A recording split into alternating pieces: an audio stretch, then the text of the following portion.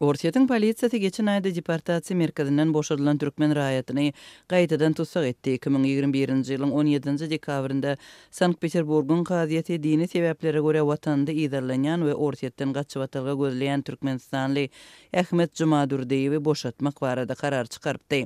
Adam hukuklaryny goraýjy memorial merkeziniň habaryna görä, Jumadurdiýew 24-nji ýanwarda Sankt-Peterburgda Çkalovskaya metro stansiýasynda resmi namalary barlananda tutsak edilipdir. Jumadurdiýewiň sözlerine görä, şol gün prokurorlar tarapyndan geçirilen sorak edişde tutsak edilmeginiň sebäpleriniň biriniň onuň halkara gözlegindäki adamlaryň sanawynda bolmagy bilen bagly da gaýdylypdyr.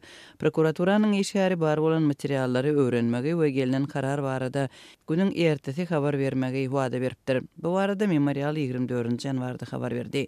Gurama Jumadurdiýewiň tutsak astynda galýanlygyny 25-nji ýanwarda ma'lum etdi. İnsan hukuklaryny goraýjy guramanyň maglumatyna görä, Türkmenistanyň ýöriti gullukları Ähmet Jumadurdiýewi dini sebäplere görä gözläp başlapdyr we onuň dogan oglany şol bir iş boýunça Türkmenistanda 25 ýyllyk tutsaklyga höküm edilipdir. Bu Jumadurdiýewiň ikinji gedek tutsak edilmegidir. Orsiýetde we Estoniýada gaçyp atylga soramagy tinanşan öňkü student Serhetden bir kanun geçenligi üçin tutsak edilip deportasiýa merkezine ýerleşdirilipdi.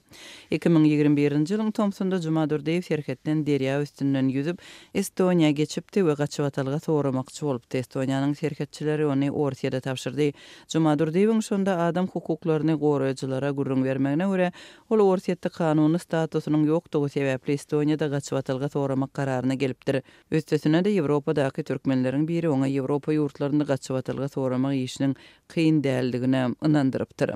2021-nji ýylyň 17-nji dekabrynda Sankt-Peterburgyň Krasnoselski etrap suwdy dini sebäplere görä watanda ýydarlanýan we Orsiýetde gaçyp atylga gözleýän Türkmenistanly Ähmet Jumadurdiýewi deportasiýa merkezinden boşatmak barada karar çykardy. Ondan öň 2021-nji ýylyň oktyabr aýynda Ýewropanyň adam hukuklary boýunça suwdy Jumadurdiýewiň işi boýunça 39-njy maddany ulanmagy karar edipdi. Şonda Ýewropanyň adam hukuklary boýunça bu awrel edarasy Orsiýetiň türkmen raýaty Ähmet Jumadurdiýewiň kaziýet işleri tamamlanýança ony öz watanyna ekstradisiýa etmegi gadagan edipdi.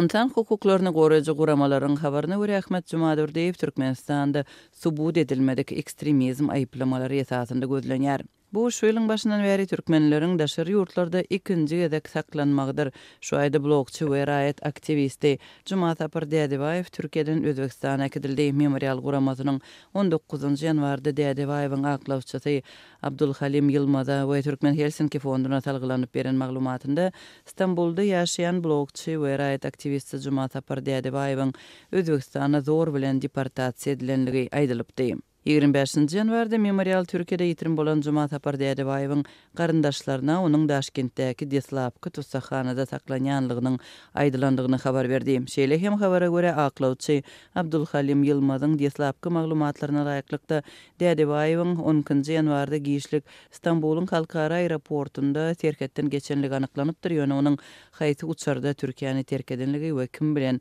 bile gidenligi entek belli bolmandyr. Adam hukuklaryny goraýjy memorial guramasynyň maglumatyna görä, Garagalpakstandan bolan etniki türkmen Jumat Dädebaýew soňky 2 ýylda türkmen we Garagalpak demokratik hereketlerine işçen gatnaşypdyr. Birnäçe ýyl ozal Özbegistan ony Interpoluň üstü bilen gözlenýän sanawa goşup terrorçylykda aýplapdyr. 2020-nji ýylyň oktyabr aýynda Istanbulyň polisiýasy türkmen aktivistleriniň ýygnanşygynyň öňüni almak üçin geçiren çäreleriniň dowamında Dädebaýewi tutsak edipdi. Ol 6 aýdan soň Türkiýanyň suwdynyň karary bilen deportasiýa merkezinden boşadyldy. 20-nji dekabrda Türkiýe häkimetleri onuň gaçyp atylga arzasyny kabul etdi we oňa entek seredilýär.